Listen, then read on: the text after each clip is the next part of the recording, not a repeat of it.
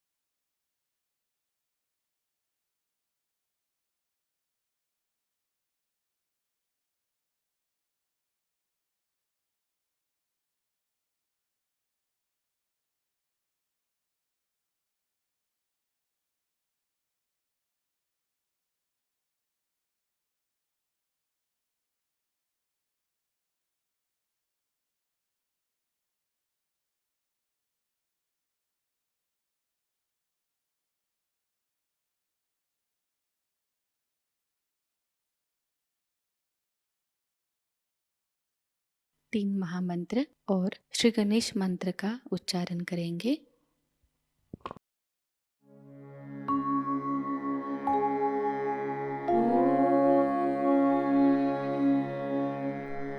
त्वमेव साक्षात् श्री महालक्ष्मी महासरस्वती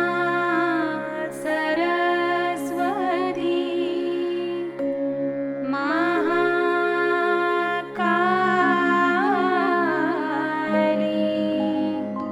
त्रिगुणात्मिका कुण्डलिनी साक्षात् श्री आदिशक्ति माताजी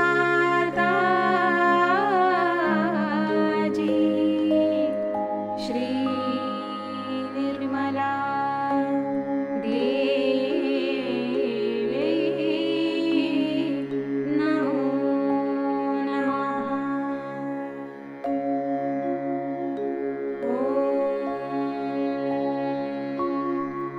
त्वमेव साक्षात्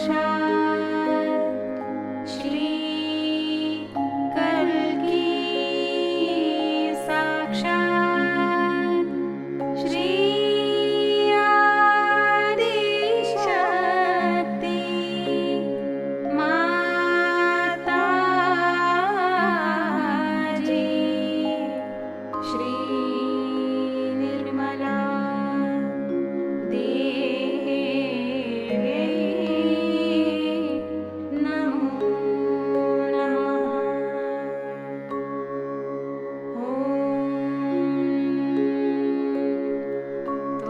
त्वमेव साक्षात् श्री कल्की साक्षात् श्री सहस्रार स्वामिनी मोक्षप्रदायिनी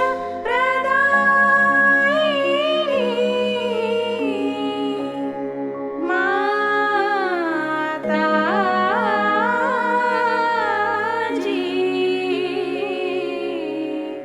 श्री निर्मला देवी नमो नमः।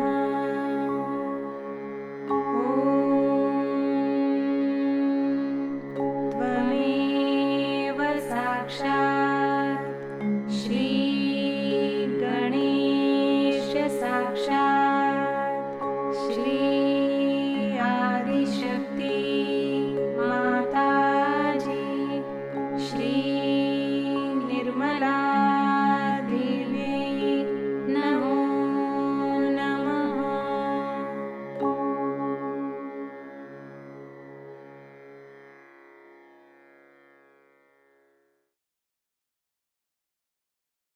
लक्ष्य केंद्रित करेंगे हमारे सहस्त्रार पर। श्री माताजी, कृपावंत होकर हमें निर्विचार अवस्था प्रदान कीजिए।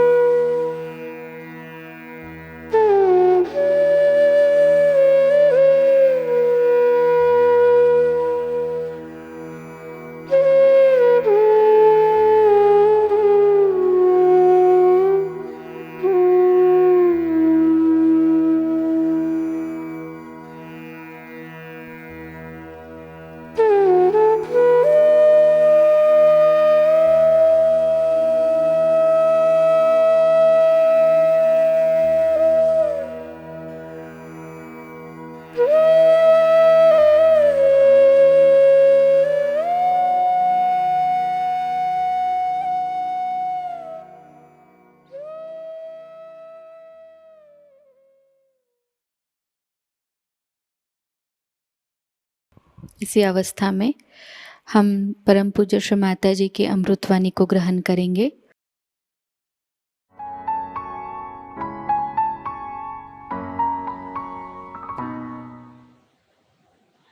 Today is a great day to come to Brighton because it's the day of Buddha's birthday.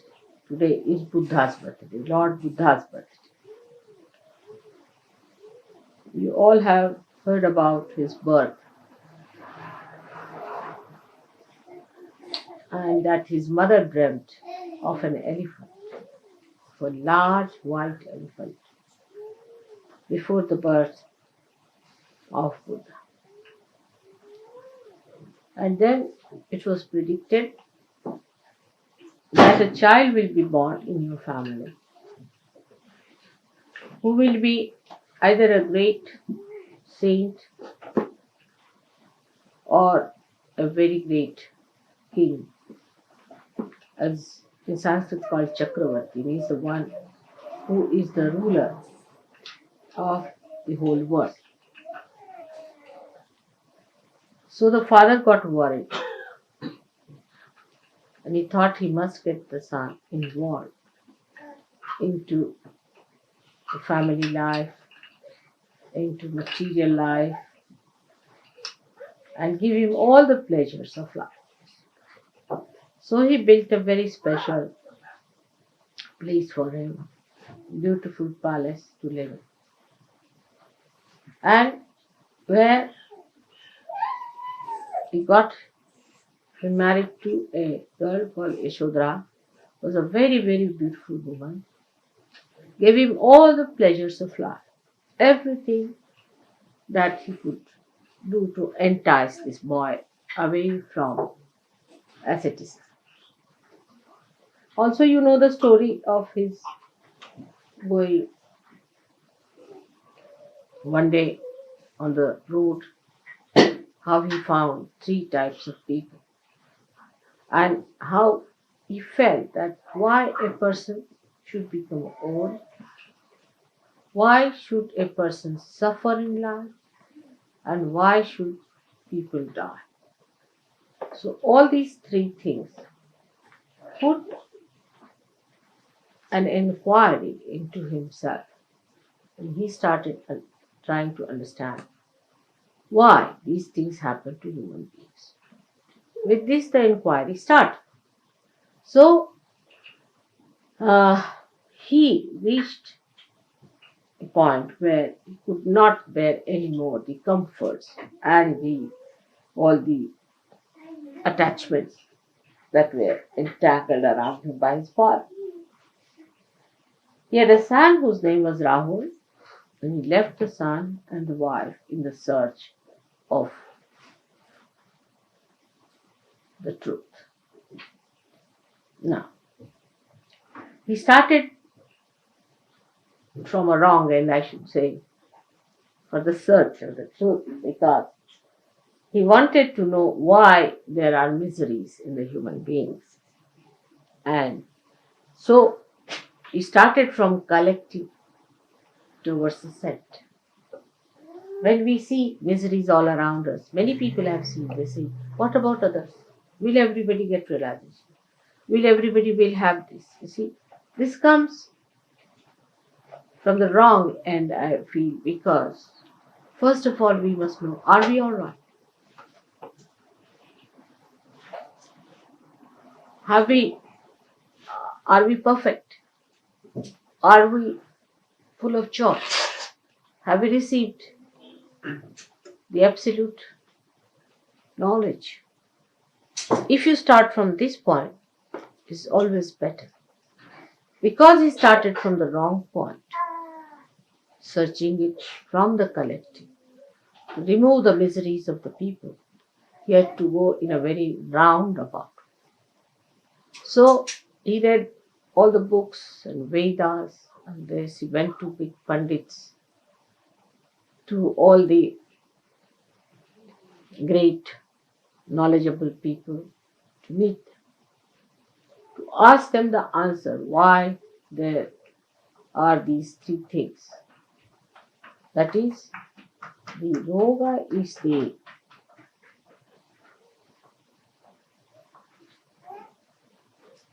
health or miserable physical body, then the death and the old age. Went and asked so many people, and they said, you have to die because you are born. And then they said that you have to become old because you are born like that. And you have to suffer because you commit sins. He was not satisfied with his answer. So he went on searching and searching and searching. And then he got tired, absolutely fed up. When he went to a place called Gaya, very near Patna it is. I've seen the place and the tree. And he sat under a banyan tree where he slept off because he got so tired of his seeking. And after the sleep, he got up and suddenly he got his realization. And he thought the whole drama is over. Now his mother herself was Adi Shakti, who gave him the birth. And she died just after the birth of the child. And he got this realization. Now at that time, when he got his realization, there was nobody to tell him what it is, that what it means. Realization is nobody to decode or talk about anything that was to be understood by him. But because of his tremendous seeking and such ardent desire that the Shuddha Ichha, the Kundalini itself, rose. But of course, the Adi Shakti blessed him and he got his realization under the banyan tree. Now, any incarnation which came on this earth had to samayachar, according to the time, the need of the time had to act. Firstly. Secondly, the need of the incarnation to come on this earth was first created in the human being. So, supposing at a time when there was too much of ritualism, Brahmanism, or priesthood, and people were trying to take everything onto those artificial rituals and all that, an incarnation had to come on this earth to correct those ideas. Like Krishna came at a time when he said, this is all Leela, Puja and everything he cancelled. Nothing doing, no Puja, nothing. You just have Ras, enjoy yourself. It's all a joke going on, see. So he brought that concept at that time in the awareness of people that the whole world is a Leela, is a play of God's own whims. So you just enjoy it. And that's how he created this wonderful festival of Holi, which we had in Delhi. I don't know. Any one of you who was there for the Holi? No. You were there? 2 years. No, but this time you were not there. You might get the pictures of that. So in the same way, when Buddha came in, first problem was that he thought that it's better not to talk about God. Because in his search, everybody told him the answer was, oh, it's God who does it. He punishes you. It's God who gives you this old age. It's God who does it. But what is this God after all? Why does he do it? He said, you better ask the God. Where is the God? So everybody put every blame on God as usual. Even that's done today. Nothing new. And nothing unusual, I should say. So this must be done by God. If you cut your throat, God put my knife in my hand and he cut my throat. So you see, he thought better not talk of God. Because everybody is going towards God. Then the people whom he met, they said, now I have become God. He said, how? He said, I'm God. Oh, what? Why? Because he could mesmerize people. He said, I have become God. Just imagine. So he thought that is very dangerous to talk of God because people take God in the hand and use it for their own purpose. Always say, oh, this is what the God has to do and it's God has done it and I'm in connection with God and I'll tell God. So he got a fright and he said, it's better not talk about God because that puts the attention of the people on ritualism, artificial things. They are building temples after temples and just doing all these horrible things which one should not do. Like if you go to the south, you'll find the in the temples, they shave their heads of the leaves. They shave it completely. And that they have to, this all cobbled along the sides of the walls of the temple. And the ladies who shave their head are just rolling along the sides. They have to do it sometimes 1008 times, rolling. Imagine. And the water is poured on them. See, God knows what is the ritual from where it has come. So the poor women go on rolling like that. And somebody is pouring water on them all the time, buckets after buckets. The husband and the brother and all, they bring one after another. You see, one is finished and another one. Poor lady is rolling like that on that muddy, sort of a cobbled area. I mean, I was shocked when I saw this. I was, and then later on, you see, they became modern. So they started selling the hair, you see, abroad. So the whole thing became a big industry in Madras, you see. The hair was made into this bouffant and all that, you turn it, you see. Sent to England and other places. So it's, I mean, in the name of God, ridiculous things were done. Ridiculous things were done. So he just thought, better not talk about God. The first step is self-realization. He was a great Sahajayoga Meditation. Because he said, nothing doing, don't talk about God or anything. First you get your realization. That was the first condition. Establish it. Unless and until you have established your realization, nothing doing. So he just started his own method of propagating Buddha's knowledge, or you can Buddhism as they call it. Of course, it became ism later on. So all that he started with the idea that people should first become Buddha. Buddha means realize. Buddha is to know. So Buddha means the person who has known, means the one who is a realizer. So what he says, Buddham Sharanam Gaccham. I surrender. Sharanam means I surrender to the Buddhas, means to all the Sahajogis. You are all Buddhas because you know. When you know, you are the Buddha. Now, without going into all that nonsense of renunciation and shaving your head and wearing that dress and everything, you have achieved your realization. It's a short circuit or a short path. Why? Because he started from the other side. But if he had started directly from himself, it would have been better. You see, in practical sense, I'll tell you how it is. Supposing you want to repair your house. So, you have to have instrument for that house.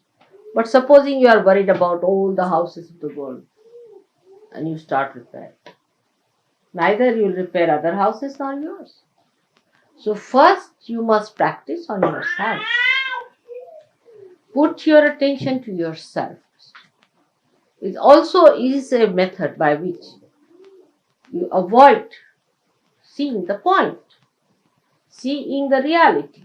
That if you are not all right, how can you improve the whole world? So when your attention goes to other things, you must know that there's something wrong with you first of all, which must be corrected. And that's why it took him so much time to go round and round and round. He had to give up his wife, give up his family, give up everything and get to realization. Because by giving up everything, he realized that it is he who should achieve. It's a very circuitous way. But you can just say it doesn't exist anything, first let me get all right. That's Sahaja. Now what happened? That became a method for people to achieve God. Many people think that you must suffer like Christ to achieve God. You must renounce the world, then achieve God. Actually, renouncing the world and all that is just a myth. How do you renounce the world? It's myth. What are you renouncing? I mean, in any case, you can't carry this with you, can you? I mean, can you even carry, I would say, even a thread? Nothing. When you come like this. You are born closed fist. When you go, the hands are like this also. Have you ever seen a dead corpse? The youngest has his hands like this. Nothing empty. Just going like this.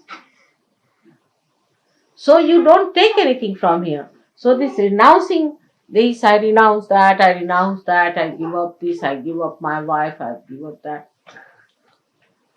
Has no meaning. Because it's a state of mind in which your being becomes, I don't know the English word for that, which doesn't stick to something. What is it called? No. You see, any substance that doesn't stick to anything. I mean, we have all kinds of stick plasts. Unattached. Unattached. No, but that quality. There's a quality of the temperament which doesn't stick to it. Doesn't stick to anything. I mean, you put it here, it will come out. You can say the soap or something like that. Like mercury, mother. Huh? Like mercury, it just flows. Like mercury.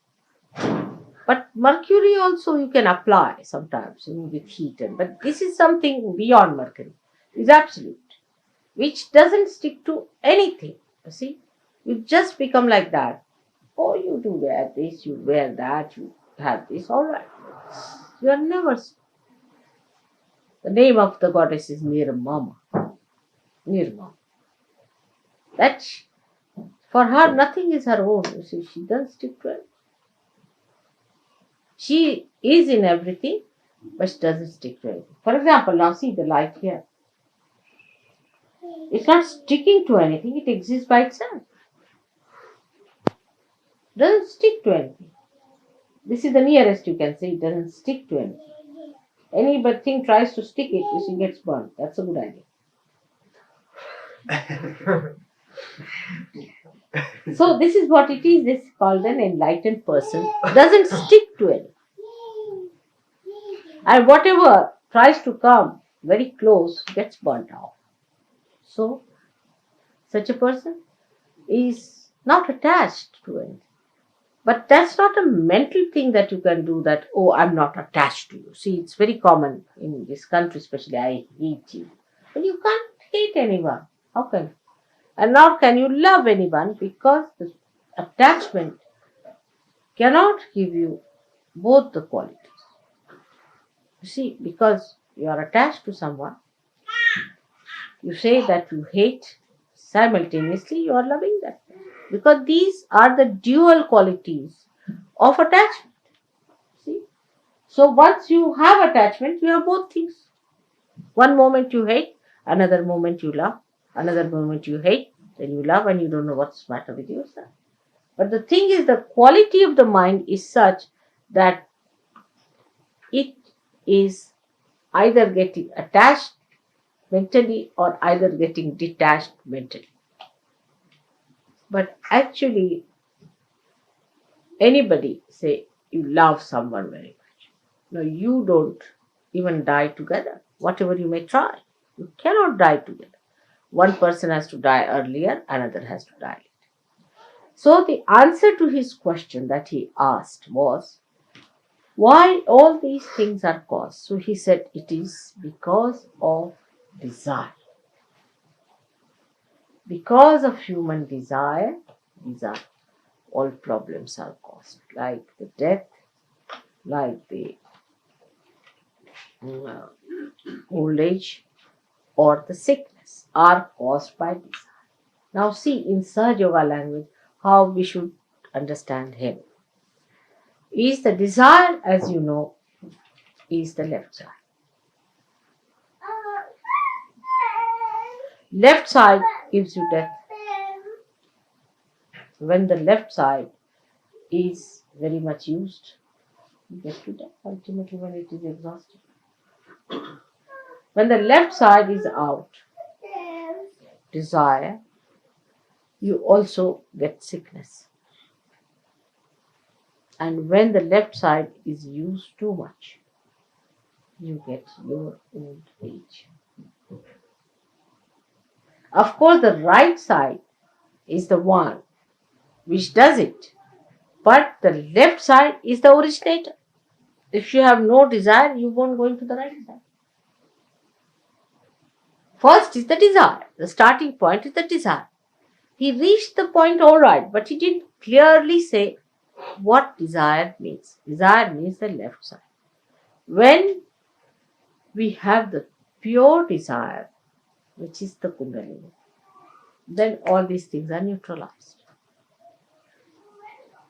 When the Kundalini rises, the pure desire, the real desire, the only desire, it gives you the absolute by which you don't get old, you don't die, and you do not get sick. Because you achieve that which is eternal. It does not die. You become the spirit. When you want to die, you die. When you want to be reborn, you are reborn. And you have that realized temperament within you. It does not die. That's what you take with you. Now you take your realization with you when you die. So what he tried to say was to build up that we should not have any desires. Now, because, you see, his passage was like that. He went from one to another, giving up this desire, that desire, that desire, that desire. Ultimately, he came to Kundalini. It's the same. Yan neti neti vachanai nigamo avochus. When you got saying not this, not this, not this, not this, not this, then you go to a point where you say, then what ultimately left is the desire, which is the pure desire. The desire that is the Kundalini. Say, for example, you say, I'll have a house. No, I'll not have a house. I'll have a car. No car. No, I'll not have a wife. I'll not look at any woman. I'll have nothing to do with it. I'll give up this, give up that, give up that, give up that, give up that. Till you reach a point where you are at an absolute point. And there you realize that the Kundalini rises. But I think it is going too far. Why not start from the Kundalini, right? Yeah. It's a simple thing. So Sahaja Yoga is the other way around stuff. Is that you better start from the Kundalini and neutralize all your left side. You see the point now? That's why Buddha was always regarded as an atheist. He was not. He was not an atheist. But as a matter of policy, he and Mahavira, they were contemporary. They decided, let's not have the name of God anywhere near. Because once you start the God business, big philosophies are built and people just start claiming it. I mean, they become that. Actually, anybody who reads Gita becomes a sort of a Krishna. Shri Krishna himself is the way he talks. People, I mean, you can be shocked the way they talk. As if they are Shri Krishna giving an advice to Arjuna, sitting on a chariot. They behave in that manner, their style is like that. I met one fellow called Chinmayanand. And I was amazed, the way he was talking. I was surprised. I mean, he was just behaving like Sri Krishna, of course, horrid looking. But he thought he was Sri Krishna himself. You see. So that's what identification takes place with human beings. When they start talking about God or his ways and others. So he said, all right, put that out. Just talk about self-realization. That's the first step. And Mahavira joined hands with him. It helped that time very much. To all the people who were in the name of ritualism, you see, they would say it's very difficult, Hinduism is the most difficult. You have to fast on Sunday because of the sun, Monday because of the moon, Tuesday because of the Mars, like that went on. And when do you eat your food? If you have to achieve God, then you have to take your bath at 4 o'clock and do this and do that and shave your head and then you become a sannyasi and you can't eat this and you can't eat that and you can't do that. All those things, ritualists, they start. But he felt that supposing if you take to sannyasi, So half of your desires are finished. You are a sannyasi. You are doing God's work, and there is no need to have a family or anything. So half of your desires are finished. If you have a family, then you want to do something for the family. You have to look after your family, and all that is to be done. But he did not realize that he was a realized soul. Others were not. You see, if a realized soul does that, it has no difference to him. Whether he has a family or no family makes no difference to a realized soul because he is not attached. But to a person who is not a realized soul, supposing he'll give up his car, he'll give up his house, go to the Himalayas. There, what he'll do? He'll have a hut and have a barbed thing around. Then he may think of a Georgian style of a house. It is an English one. Because according to them, Georgian style is unpretentious. So we can have, after all, we are sannyasi. That's typical. I tell you, all our Western mind is behaving in that way. If you see that we should be unpretentious. You see, it's very fussy, is the word they will use. If you put even a little, it's very fussy. They want everything to be plain, bland, you see. But what about inside? It's filled with what? This all bottled up with all kinds of rums, this, that. But the outside should be absolutely bland. The food should not be, if possible, just get it in its natural form. If not, don't have any taste in it. It should be so bland that any guest who comes to your house must starve. You see, all these funny ideas cropped up of asceticism. Then we have other people like Shambhalas who are going now to Gobi Desert. You see, they thought that this desert is not sufficient. Let's go to Gobi Desert. So they are going now to Gobi Desert. All these absurd ideas came out of Buddhism and also Jainism. Jainis went to the other extreme in vegetarianism because Buddha himself was not a vegetarian. Do you know that? He was not himself a vegetarian, nor was Mahavira.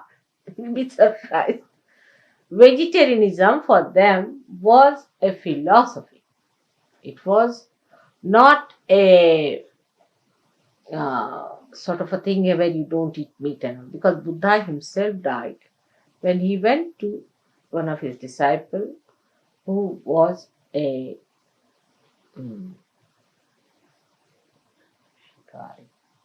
hunter. And the hunter had killed a wild boar. And he said that the wild boar has been killed just now and it will take some time to cook. It's rather half done.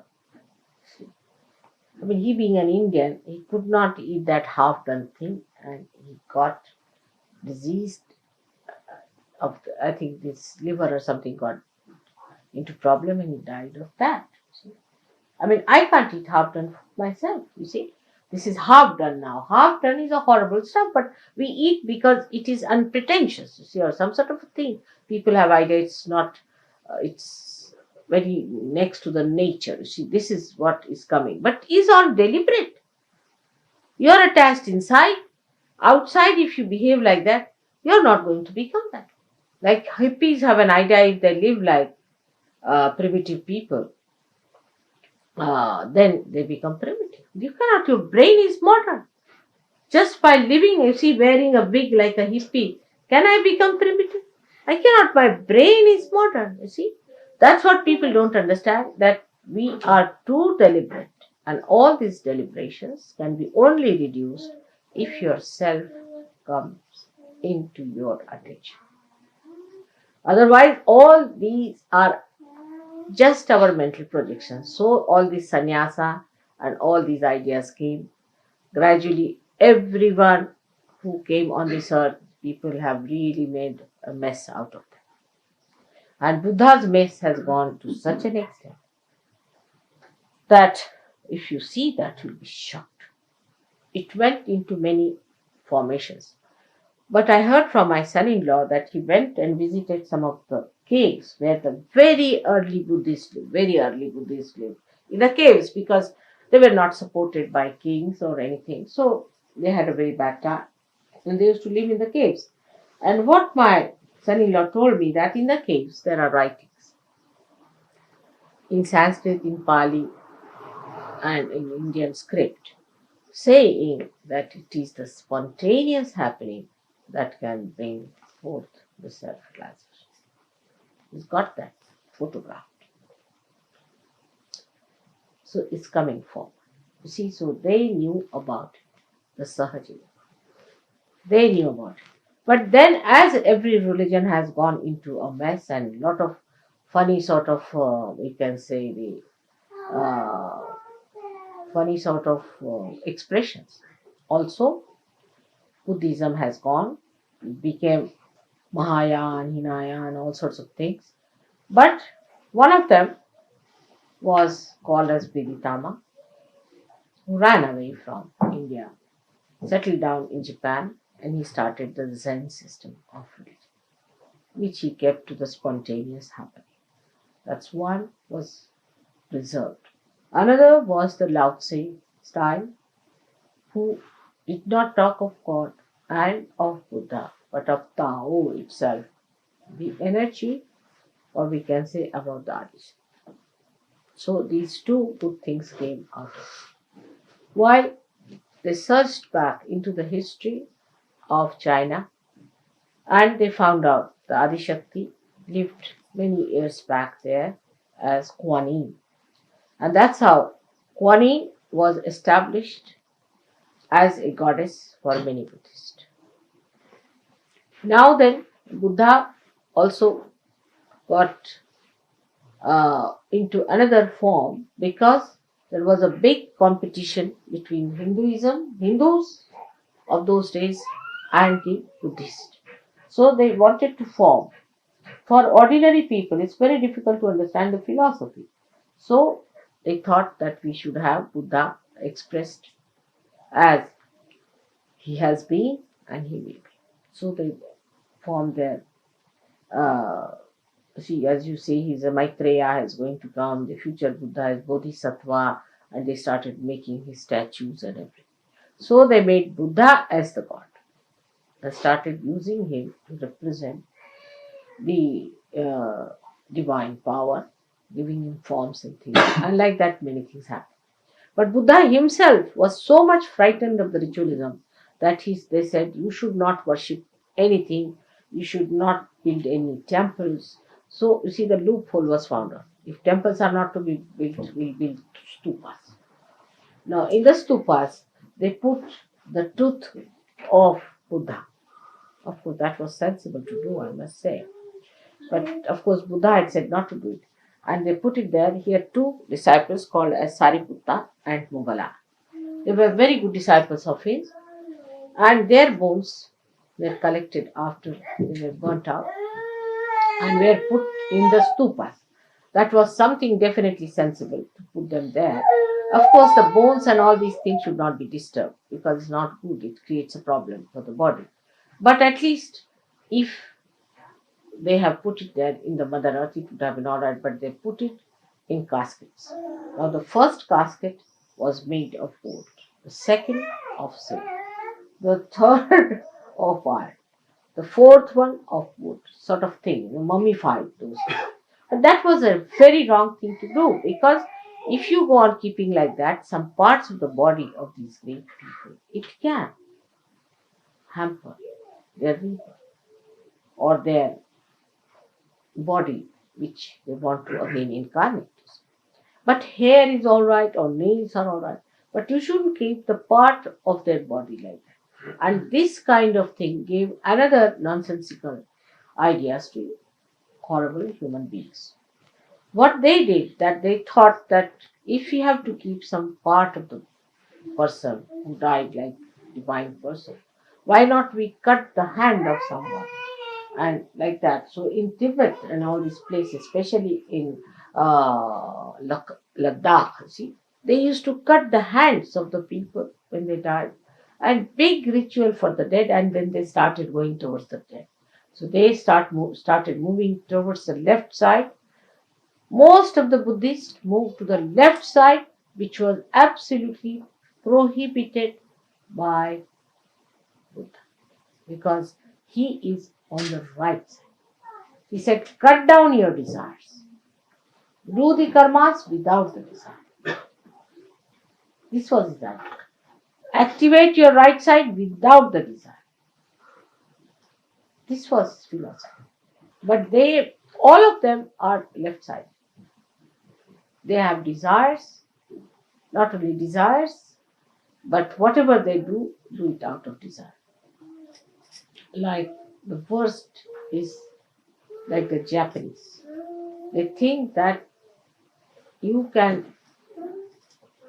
commit suicide in the name of your nation.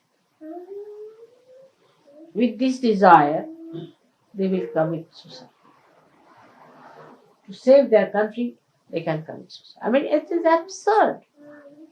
He said, whatever you have to do without the desire, which is a difficult thing for human beings. How many there are who are doing it without desire? And whatever we do out of desire. Even at a subtler form. Even when we do puja, we do with the desire that our vibrations will improve. Can you think of a state where it is absolutely desireless? Only one person has that. There's no desire. Desireless. The whole thing is done without any desire, so there is no disappointment. There is no unhappiness. You are going to America knowingly that is going to be a horrible experience. But it's a joke. Just going to see the joke. Without any hope. Maybe it might work out to be something tremendous. But no desire. See, it's so desireless, the whole personality is, that even if I have to desire for something, I have to ask you better desire, because I have lost the sense of desire. So many times I've said, you better do it. Unless and until you pray to me, I can't do it. That's why I ask you, write to me a letter, because you see, I can't desire. I don't do anything. Without doing anything, it is happening. So why should I desire? I really don't do anything. You'll be amazed, I don't do anything, I don't desire anything, nothing of the kind. It's working, I'm just watching it. And you are saying, whether you are doing it, I'm quite surprised. That is Tao. If you read about Tao, it is said that it doesn't do it, but everything works out. So this is what he said, which was all Sahaja, that you have to be desireless and do everything, and he is the one who controls our ego. Because if you have no desire, you will have no ego either. Ego is only built up when you have a desire to do something. That is, you just do it for fun, just for joy, just for doing. Then how will you build up ego? You cannot. Like an artist is painting just for fun and throwing it. Creating something just for fun. That's what God is. Not with a desire to achieve something. I mean, the desire is so gross, can be extremely gross. It can become subtler and subtler and subtler. That's a good way. But it can be very, very gross also. Like some people can believe that, you see, I should paint it because I'll get so much money. Or I can sell it to somebody who may be the worst man, but I'll sell it because I can get more money. That's absolutely the grossest of all, you see. That you can go to the most sinful things. I mean, I don't know. There can be even worse desires than that. Can be very many. But on this auspicious day, we should not think of them, which are there like that. But minimum of minimum, if we come, just do your puja just for the joy of it. Not with any desire. Just for the joy. I mean, we are doing so many things like that. For example, we enjoy each other's company. Just think of that. We also, yogis, are enjoying each other's company. What's this for? Nothing at all. There's nothing. Just we are enjoying it without any desire. Just for enjoyment's sake, enjoyment. When that purity comes, you see, in our temperament, that we do everything without any desire, we have got rid of our ego. The Buddha is awakened within us. And that's what is the importance of Buddha. That he settled down himself in a place which is the most difficult place. That is on the left side of your head, you see. Sometimes I have seen it projects here up to this point, in some people.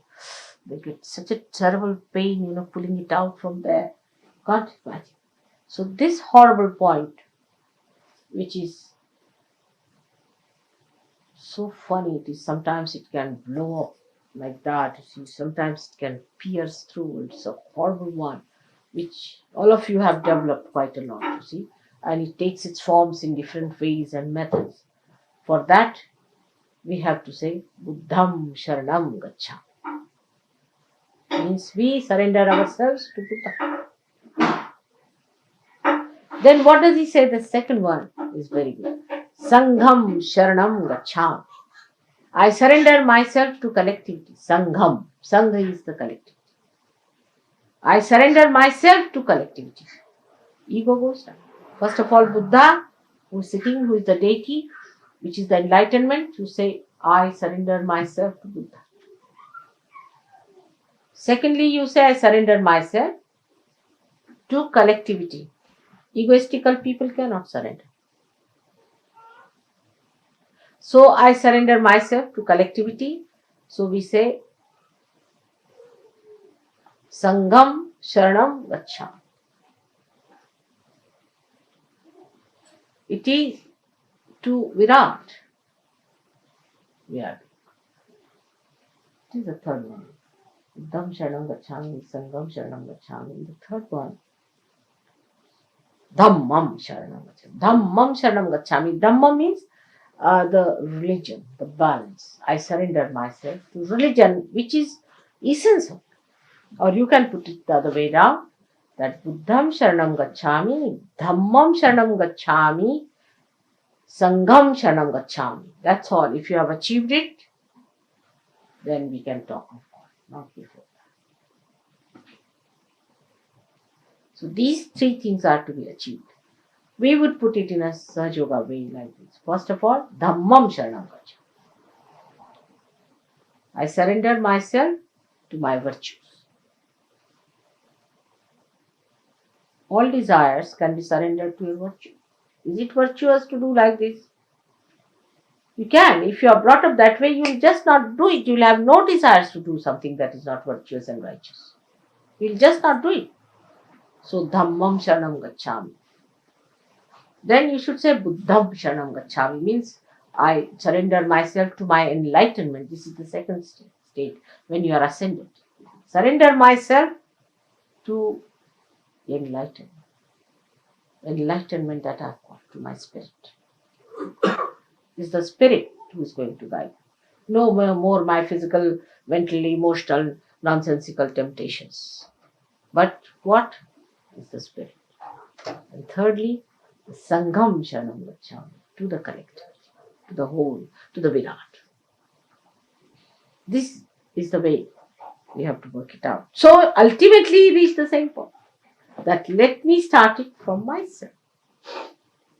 From myself to others, not from others to myself. It's like treating the tree from outside, not from the roots.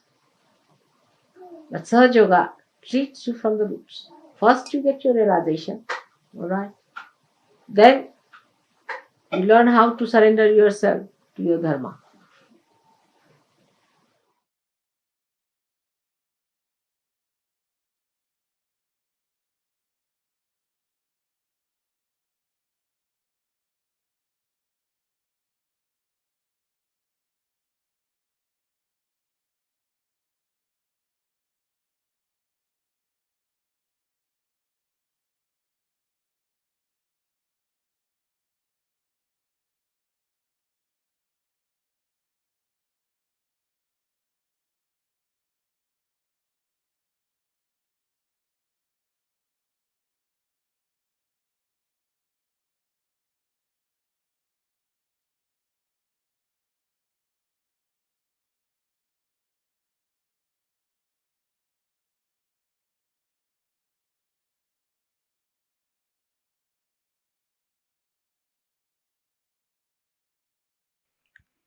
परम पूज्य श्री माताजी, आपकी परम कृपा में हम सब एक प्रतिभाशाली व्यक्तिमत्व बन जाए।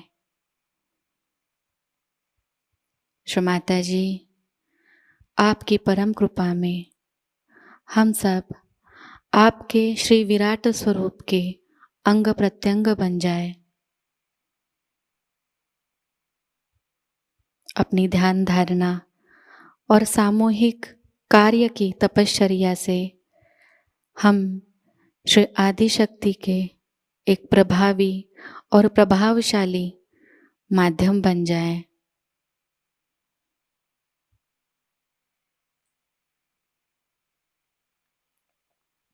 परम पूज्य श्री माताजी, आज का यह सामूहिक ध्यान हम आपके श्री चरणों पर समर्पित करते हैं।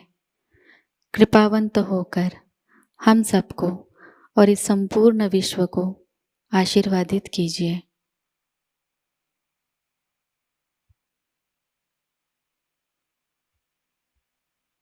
श्री माँ को प्रणाम करेंगे और सामूहिकता में कुंडलिनी चढ़ाकर बंधन लेंगे।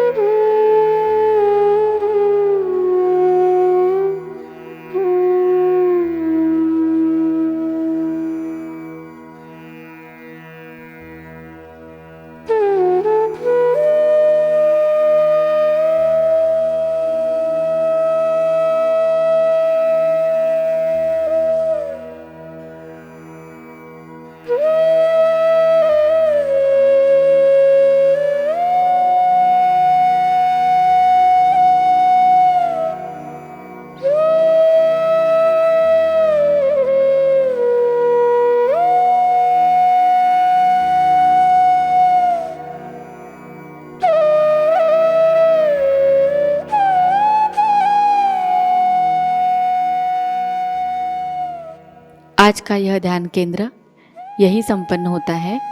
जय श्री माता जी।